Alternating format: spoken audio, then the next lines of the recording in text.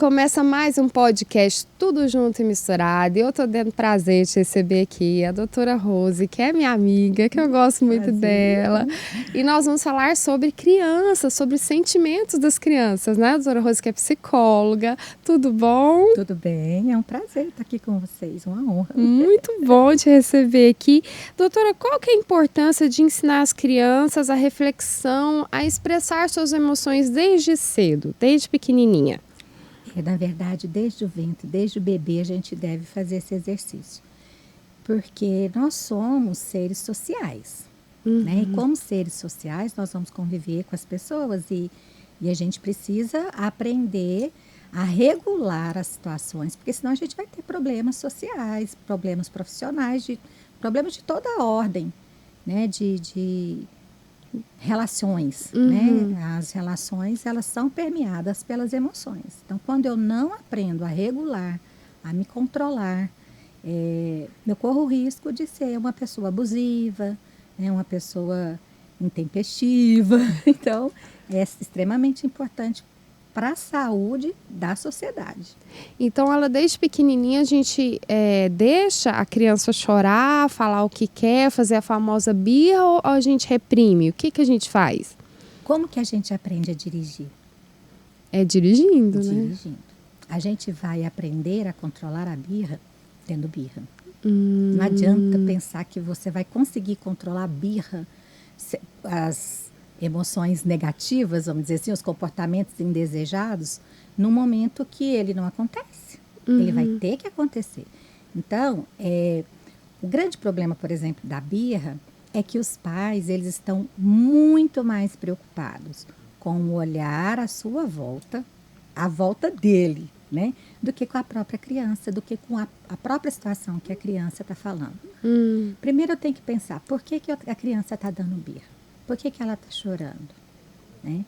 Então, quando eu entendo o porquê e eu busco entender com essa criança, acolher e entender, a situação vai ser diferente. Criança não pode dar birra, mas adulto pode. Pois é. Você sabe como que eu gosto de falar assim, adulto dá birra como? Emburrado. Emburrando. Então eu falo que o certo não é falar emburrar, e sim embirrar. Porque o adulto, a diferença é que ele é passada pelas questões sociais, pela linguagem, né? Ele é atravessado por toda uma dinâmica social. Então, ele não dá birra, ele não se joga, ele não esperneia. Mas tem adulto que faz, né? Mas e a criança, ela não tem isso. Então, é nesse momento da birra, é nesse momento da desregulação da criança, é que a gente vai trabalhar com ela. Eu só vou aprender a dirigir dirigindo. Eu só vou aprender a controlar a birra, a controlar a situação no momento da situação. A criança às vezes não sabe identificar qual o sentimento, né, dela ali na hora. Se é de alguma frustração, se é de raiva, se é de fome, se é de sono. Sim. E quais são as estratégias que a gente pode usar para ensinar a criança a identificar mesmo e falar pra gente, aconteceu isso, eu fiquei com raiva, mamãe. Ou, titi, eu tô com sono. Quais são essas estratégias? Primeiro, o adulto ele tem que entender essa criança. E ele tem que se entender. E entender que aquela birra não é para provocar. A criança não tem maturidade. A gente vê muito assim, se você der colo vai ficar manhoso. Se você fizer isso, a criança assado. Criança não tem essa questão maquiavélica. Criança ela não manipula, né? Não, eu já ouvi falar muito manipula. isso. Criança não manipula. A criança chora porque ela quer mamar. Não é porque... E às vezes ela não quer nem mamar, ela só quer ficar com a mãe chupetando ali o peito de repente. Né? Então, a criança, e a mãe, muitas vezes, vai lá e faz. Porque até para a mãe, muitas vezes, é prazeroso. Bom, né? Então, primeiro o adulto ele tem que entender o contexto da situação. Se o adulto não se dispor a entender o contexto, toda a situação, ele não vai conseguir ensinar essa criança a se regular. Bom, então vamos supor que a gente está no shopping, passamos na loja de brinquedo e a criança quer brinquedo, né? Uma cena muito comum. Bom, não tem dinheiro para comprar o brinquedo, não dá para comprar o brinquedo, né? Ou então a criança quer 2 brinquedos, então vai se jogar no chão, vai chorar, vai espernear. O problema é que nessa hora todo mundo olha. É. E olha para a mãe, tipo assim, você não vai fazer nada?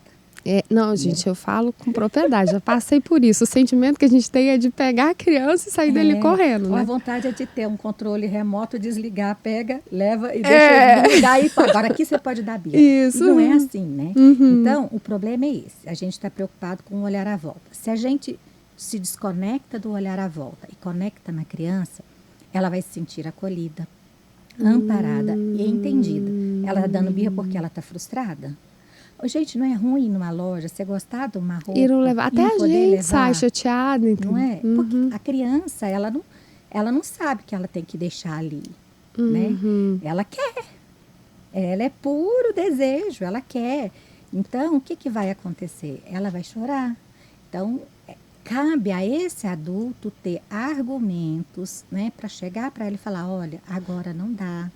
Não vem que essa história depois na volta a gente compra, porque a criança é muito esperta, ela não vai entender. Gente, eu cresci ouvindo isso. Olha, não vai dar, a mamãe não tem dinheiro, mas assim que a passa, da minha mais velha falava, compra no cheque, né? A mais nova falava, passa no cartão, não dá, né? Não tem jeito. Né? Então, assim, você fala assim, eu não tenho dinheiro. Não, você tem, eu vi que você tem dinheiro na sua carteira. Então, a criança, ela vai ficar argumentando. É papel dela. E é interessante que quando é pequeno, a gente não quer que eles façam isso. E quando eles estão na pré-adolescência e na adolescência e na idade adulta, a gente já espera que ele faça isso. Mas como ele vai fazer isso lá na vida adulta, se ele foi tolhido de fazer agora? Isso. Né? Então, assim, e ele vai aprender a ter argumento se você tiver argumento. Não é cala a boca e vamos. Tem hora que a gente faz cala a boca e vamos, né? Porque o negócio tá muito... não estou aqui, né? Para condenar a mãe nenhuma, nem falar não pode isso, não pode aquilo. Cada um vai fazer, vai maternar da forma que ele consegue, né? Com os recursos que ele tem naquele momento. Mas isso é o ideal. Né? O que fazer? É ensinar essa criança e argumentar com ela. O problema é que a gente está sempre com pressa, a gente está sempre no nosso tempo, a gente nunca está no tempo da criança e a gente quer que a criança entre no nosso tempo. Nosso ritmo. Né? E o tempo da criança é outro, né? O tempo da infância é outro. Esses dias eu vi, e tem muito relacionado com a minha próxima pergunta, um post, eu acho que de um psicólogo falando de uma criança, que era um pai perguntando para a criança se era ela que tinha feito a coisa errada. E a criança confirmou, sim, foi, e a criança apanhou. Então, parece, o que a criança aprendeu com aquilo? Que se ela falar a verdade, vai ser uma coisa boa, né?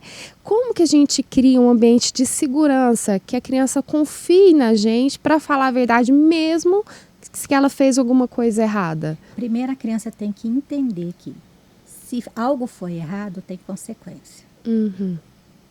Tudo que a gente faz tem consequência. Se eu jogar no chão, eu vou ficar sem. Vou ter que jogar fora, vou perder. Então, isso é um trabalho que vai sendo construído com a criança. Né? Então, se eu falo para assim, olha, quem fala a verdade não merece castigo. Né? O castigo, muitas vezes, é a palmada e tal.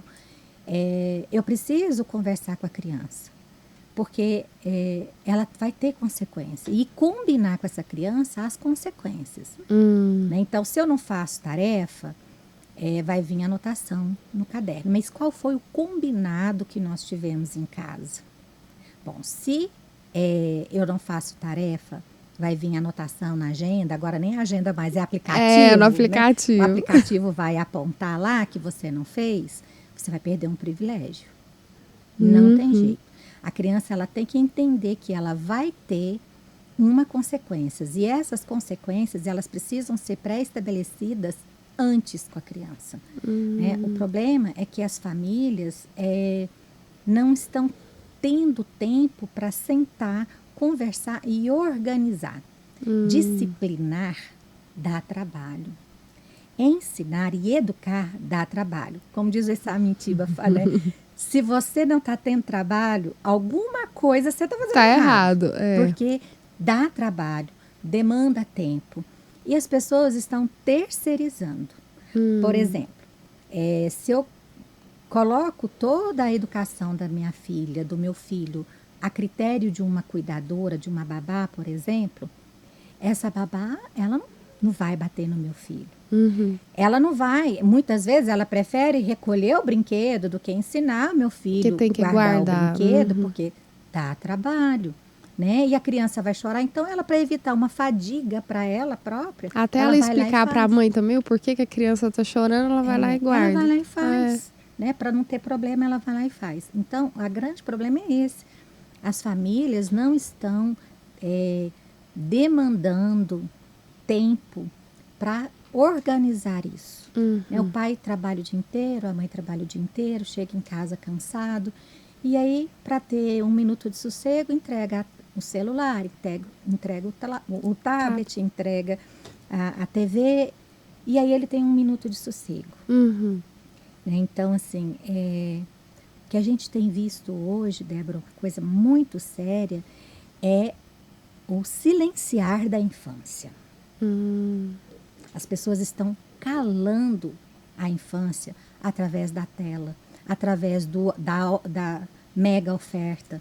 Ai, quer, toma, porque aí eu não tenho canseira. Dá trabalho falar, não posso comprar agora, eu não tenho dinheiro. A hora que eu tiver dinheiro, eu vou comprar. E a grande dificuldade, muitas vezes, dos próprios pais lidarem com a frustração. Eu ia falar agora, às vezes toca na ferida da mãe, né? Toca na ferida do pai. Aí ele não consegue lidar com a situação lá na hora, né? Ele tem dificuldade de lidar com a frustração, então ele não frustra o filho. Né? Então, assim, a gente nasce frustrado, não tem jeito. Né? A grande cicatriz está aqui, ó, no meio da barriga. Porque quem falou que a criança quer sair da barriga lá tá confortável, né? Já então, nasce. Assim, só que aí chega um momento que aí começam as contrações, eu sou expulsa daquele ambiente. Né? E aí, quando eu acabo de nascer, eu tenho que respirar, e respirar arde. E aí tem uma luz na minha cara e o povo me enfia canudo pro nariz. E é a primeira vez que chora, né? Então, assim, tudo isso demanda, né? E os pais que não estão acostumados a lidar com a própria frustração, com a própria dificuldade, ele vai silenciar o filho, ele não vai frustrar o filho. E não tem como. Nós estamos tendo cada vez mais problemas no consultório, nas relações de pessoas que não conseguem lidar com a frustração. Né? Então, Se tratar e conseguir, né, procurar ajuda para o seu filho, para você mesmo, né? Muitas vezes eu falo assim que quem trabalha com a infância, com a criança, né, o terapeuta infantil, o analista infantil, o psicólogo infantil, ele trabalha com o adulto tranquilamente. Porque muitas das nossas questões são da nossa constituição, vem lá da nossa infância, né? E se a gente não parar e se olhar, a gente vai reproduzir com os filhos, né? Com os netos, com os sobrinhos, não tem jeito. A gente reproduz. E como que a gente pode criar crianças emocionalmente fortes, né? Porque a vida não tá fácil para ninguém, né? A gente vê cada coisa ultimamente e nós estamos num mês, né, falando sobre prevenção. Como que a gente pode criar as crianças emocionalmente mais fortes para enfrentar as coisas da vida? Olhando nos olhos dela, tendo tempo para ouvi-la, né? Olhar para a criança e escutar a criança, ao invés de silenciar a infância. Medicalizar a infância. Porque tem medicamento para tudo hoje em dia, né? Então, assim, a gente está vivendo um grande problema de medicalização. Criança, questões que eram... Porque a gente tem até... Recentemente eu estava lendo um texto sobre o sintoma do bebê e o sintoma no bebê. O sintoma da infância e o sintoma na infância. Porque é diferente. Tem coisas que são da infância. Da infância mesmo. Pouco antes de vir para cá mesmo, eu estava atendendo uma mãe com uma criança de 3 anos e 2 meses que começou a dar birra, não quer, né? E aí começou, tem algum problema. E aí, ela tem algum transtorno, porque ela começou a ficar muito forte, né? personalidade começou a Mas é apresentar. o Terrible 2, né? Que vai até os 3 anos. Isso. Então, aí começou. Aí, porque ela não fazia? Claro, ela era um bebê, né? A gente tem fases, tem coisas que são da fase, né? De 0 a 28 dias, eu sou recém-nascido. 29 dias a 3 anos, a 2 anos, né? E 364 dias, eu sou bebê. 3 anos eu já já estou entrando na primeira infância. Então, tem sintomas que são dessa fase. É normal um bebê chorar e ter cólica de 0 a 3 meses, né? Tem casos que são mais, né, gritantes, que aí a gente tem que olhar, mas é um sintoma desse tempo. Então, a birra, por exemplo, é um sintoma dos 3 anos, né? Ali dos 2 anos e meio aos 3 anos. Né? Na pré-adolescência, qual que é o sintoma? É um 3 anos mais, assim, acentuado, né? Bem mais acentuado. A gente tem alguns autores que falam, que trazem, inclusive, que os 3 anos é a primeira adolescência. Se você procurar aí, dar um Google, aí você vai ver. Né? Os 3 anos é a primeira adolescência, porque é quando a criança aprende a falar não. Ela fala não para ver o barulho que faz. E aí, o que acontece? Os pais ficam assim, você quer tomar banho? Não. Não. Tem dia que nem a gente quer tomar banho. Nem a gente quer. Tá muito frio, não nem a gente é? quer tomar banho. Quer tomar banho? Não. Então, ao invés de falar, você quer tomar banho, que a resposta logo vai ser não, você pergunta, você quer tomar banho agora ou daqui 5 minutos? Daqui 5 minutos. A criança está dando trabalho para vestir roupa, né? Tem a fase do vestir roupa. Gente, e lá na adolescência, na pré-adolescência, tem menino que tira a roupa do cesto de roupa, né? A roupa tá lá para lavar e vai lá e tira a roupa do cesto de roupa. Não, para quem tem menina, sabe que tem uma fase que não adianta a gente comprar roupa sem elas. Porque só usa o que quer. Mas a gente não só usa o que quer. A gente não tem direito de escolher a roupa, né? Por que a criança não pode? Você veio para cá, você escolheu essa roupa, né? Se você tinha mentalizado essa roupa para vir para cá e alguém vai falar, não, você não vai vestir essa roupa, você vai ter que vestir essa. Vai ser bom? Não. Não vai ser bom. Então, assim, a gente pensar, se colocar no lugar da criança, né? Então, vamos ter que...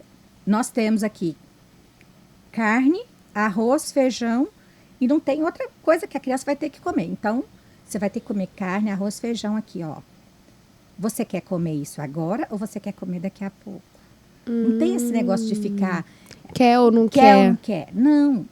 Aí você quer vestir a roupa. Ora, para onde a gente vai, a roupa que fica legal é essa aqui ou essa aqui. Qual que você quer? Mas eu quero o sapato vermelho. O sapato vermelho não vai ficar legal aqui, mas esse sapato aqui, dourado e esse sapato branco fica legal. Qual que você prefere?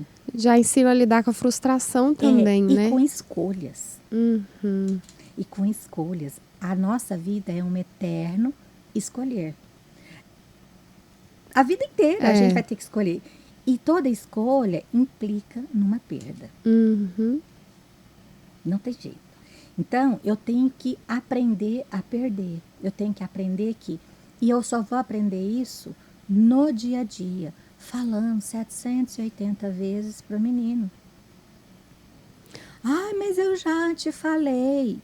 Vai ter que falar de novo. E vai ter que falar de novo. A gente só tem condições de decidir alguma coisa... Falando de maturação mesmo, né, cerebral, de neurociência, a gente só tem condição de fazer isso a partir dos 22 anos. Olha só. Antes disso, não tem. Então, não adianta eu ficar esperando. Você que sabe. Não, criança de 10 anos não sabe.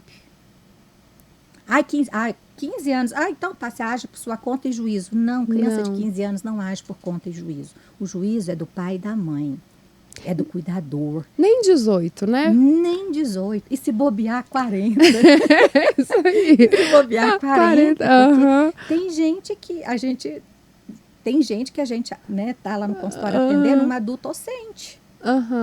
a pessoa está lá, um adulto com questões da adolescência. Sem porque resolver. não foi trabalhado com ela. Então, dá trabalho. E é todo dia, um pouquinho.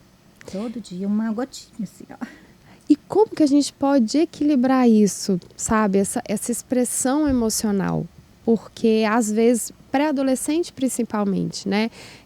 Tá passando por muitas mudanças, até hormonais, né? E explode. Uhum. E a gente fica assim, vou tolir, não vou tolir, até que ponto pode deixar, até que ponto chega, beira o desrespeito. O que beirou o desrespeito, o que a gente faz? É limite. Pôr limite. É limite, não tem jeito. Não pode bater porta. Uhum. Por exemplo, na minha casa eu não podia bater porta. Não pode gritar, não pode... Depende. Depende. Pois tem hora que dá é. vontade que eu entendo o cara falar. Depende. Entendi. Né? Eu não posso desrespeitar. Uhum. Mas eu posso ir lá no meu quarto e pôr a cabeça lá no travesseiro e gritar. Né? Eu posso matar pai e mãe. Aqui, ó. Ah, na cabeça. Mas eu não posso falar pro pai e a mãe. Todo mundo já matou pai e mãe. Uhum. Nem que seja de raiva. Mas é aqui, ó. Eu mato aqui. Eu não posso trazer para cá. Porque se eu trago para cá, eu estou desrespeitando meu pai, eu estou desrespeitando a minha mãe, o professor. Pois é. Né? Então, aí entra o limite. Tem consequência. E perda de privilégio. Tem que perder privilégio, não tem jeito. Né? Então, assim, por quê? Se eu não pago a conta de luz, vai lá e corta, fica sem. eles vão lá e vão cortar a minha luz. Tem consequência. Então, nós temos regras, a sociedade tem regras. E eu vou ensinar isso desde pequenininho. Terminou de brincar? Vamos guardar o brinquedo. Presta atenção. Criança de 5 anos de idade, ele não tem condição de colocar. Ele pode fazer, e tem criança que faz, mas ele não tem a obrigação de ter que setorizar. Ah, saber qual lugar e tudo. Guarda os brinquedos. Guardei. Mas você não colocou separado. Guarda a roupa. Joga lá dentro. Né? Só que você abre a porta do guarda-roupa, Tá você põe tudo, Na adolescência, isso também é muito comum. Né? Então, o que acontece? É um trabalho constante. E vai ter gente que não vai conseguir organizar nunca. Vai ter gente que não vai conseguir organizar nunca. E vai ter gente que chega uma hora que a chavezinha vai virar. Então, o que eu preciso entender, quais são os limites que eu, enquanto pai, tenho para lidar com aquilo que aparece. Porque aquilo que aparece vai falar comigo, das minhas dificuldades. Um pai e uma mãe expansivos. A gente vai pensar o quê? Que aquela criança tende a ser mais expansiva. E pode não ser. Pois é. E pode não ser. E aí, o que acontece? Eu preciso respeitar isso. Um pai e uma mãe mais tímido. Aí tem uma criança aparecida. Né? E aí, eles querem segurar a criança. Então, assim, eu preciso também ver qual é o perfil que o meu filho tem. Né? Antigamente tinha o tal da caligrafia, né? Ainda tenho, mas era assim, uma coisa obrigação, muito obrigatória, tinha que fazer e tal. E tinha criança que não dava conta. Porque você tem que ficar dentro da linha, assim. A caligrafia fala de limite, né?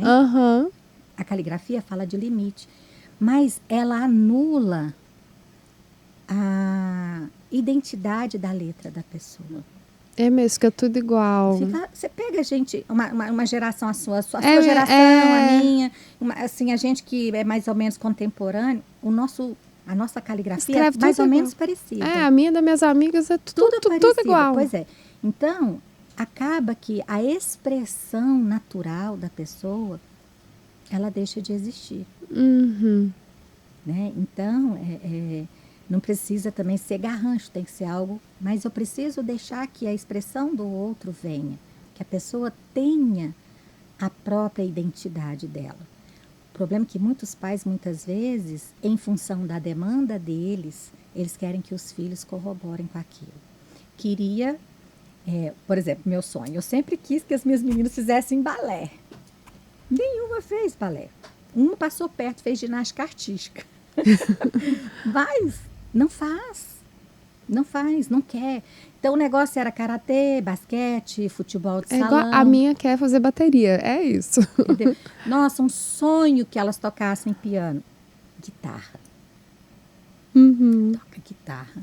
Né? Então, assim, tem coisas que são minhas, né? Não são deles. E eu preciso ir respeitando isso e construindo. Então, o filho forte é aquele que foi ouvido, amparado, acolhido, respeitado. Porque ele foi assim, recebeu isso, ele vai conseguir fazer e ele também vai conseguir se posicionar, porque foi permitido que ele se posicionasse. Às vezes a gente não permite, né, que a criança se posicione, né? Ela se posiciona, você vai lá e tolhe. Eu falo como mãe mesmo, a gente fala, não me respeita, não fala isso. Não pode falar isso. Não, a gente pode falar tudo. Depende como a gente fala. Então, um exercício. A sua que é pré-adolescente, né? Foi lá e foi grossa. Vai lá, pensa e volta. Como você pode me falar isso novamente? Porque do jeito que você falou foi desrespeitoso. Eu não aceito. Vai lá, volta. E depois ela vai aprender a se posicionar no futuro. Com isso, ela vai aprender que, peraí, eu não posso falar com a minha mãe de qualquer jeito. Uma outra questão foi desrespeitoso? Eu não vou te responder. Você foi grosso comigo? Você foi sem educação comigo? Não vou te responder. A minha caçula, isso era matar ela. Quando ela vinha assim com uma coisa que era, não vou falar com você desse jeito. Dessa forma, eu não posso falar com você. Mamãe, desculpa. E o que eu falei? Não, você vai lá, pensa, porque agora eu fiquei chateada. Tô chateada, não dá pra gente conversar nesse momento. Então, a criança, os pais têm medo, muitas vezes, de mostrar que ficou chateado, que ficou magoado. Que pode dizer que é fraqueza, né? Fica com medo. De pedir, quando errou, de pedir perdão. Não é assim. É nisso que eu vou mostrando que eu erro e eu posso consertar, eu posso falar. E assim, se o filho é grosso com a gente exige que ele se retrate conosco. E quando a gente é grosso com eles? Então, nisso também eu estou ensinando. Não tem jeito. A gente só vai aprender a lidar com as emoções se a gente usar o momento que a emoção acontece. A gente aprende a andar andando. A gente aprende a falar falando. E no início, o mamãe é mamãe. Depois que ele vira mamãe. Né? Então, é um exercício contínuo. E a ansiedade? A criança ansiosa, como que a gente aprende, ensina ela a lidar com aquela ansiedade e a gente também a lidar com a ansiedade da criança? Porque tem crianças mais ansiosas mesmo, e às vezes a gente quer reprimir, não, para, que bobagem, isso não existe não para, ou a criança é medrosa, né? Não, para, que medo do que e tal, e acaba que a gente gera mais ansiedade na criança. E mais de aceitar aquilo que está acontecendo. Isso. Então, a criança... semana de prova. Isso.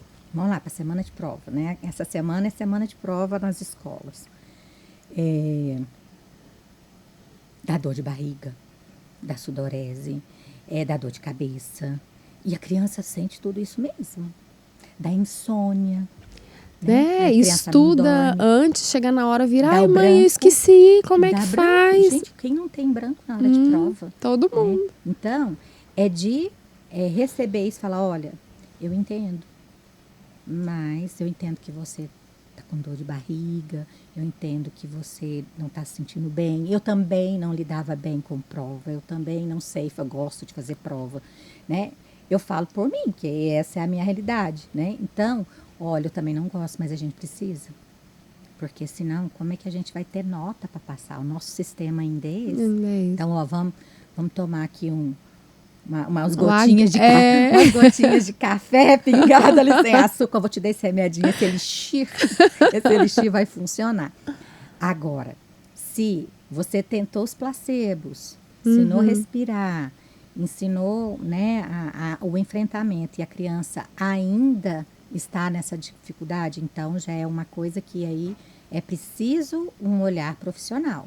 Né? E tem criança que precisa mesmo. Né? O caso de uma garotinha mesmo, ela tinha, antes a professora estava na sala, né, terceiro ano, na sala com a professora lia a prova e de repente a professora falou, a próxima prova a gente não vai ler mais, vocês vão ter que ler sozinho. A criança entrou em pânico, literalmente em pânico. Ela chegou a ficar com o lábio mais assim, branquinho, deu sudorese, taquicardia, ela teve um ataque de pânico mesmo. E aí, as outras provas, a partir daí foi assim. Então, até que fez um trabalho, aí entra um trabalho com a escola, com a família, né, a psicoterapia, para a gente tratar esse sintoma e ensinar a criança estratégias de respiração, né, muitas vezes até de usar a medicação.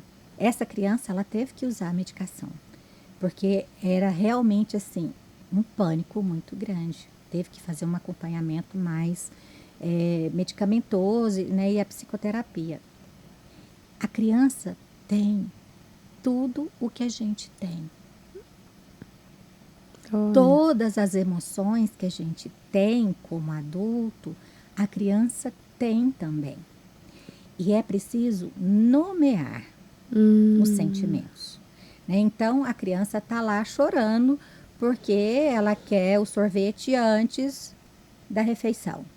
Não pode. Olha, eu entendo que você está chateado, que você está frustrado, que você gostaria, mas não pode. Primeiro, a regra é, primeiro a comida, depois a sobremesa. E a gente tem que sempre ter isso em mente, porque a criança, ela é igual um boizinho. O boi vê a cerca, ele vai lá e dá chifrada para ver se a cerca arreda. Se a cerca não arredar, ele não volta. Ele não vai ficar dando chifrada lá. Ele vai tentar de uma outra forma. Passar para o outro pasto. A criança vai falar, nossa, mas você está comparando isso? Não, eu estou comparando assim que a diferença é que se um boi consegue entender que ele não pode fazer assim, que dirá uma criança que tem um cérebro maravilhoso? Né? Então, a criança, ela vai aprender, ela vai entender. Mas tudo vai depender do adulto norteador. A importância da gente se conhecer para poder educar, né? A gente se olhar, né? A gente precisa se olhar. A gente precisa entender, olha, inclusive, eu estou chateada porque você está fazendo assim. Né? De abaixar, né? Não adianta você querer trazer a criança, pegar ela lá do chão e trazer ela aqui para o seu mundo assim.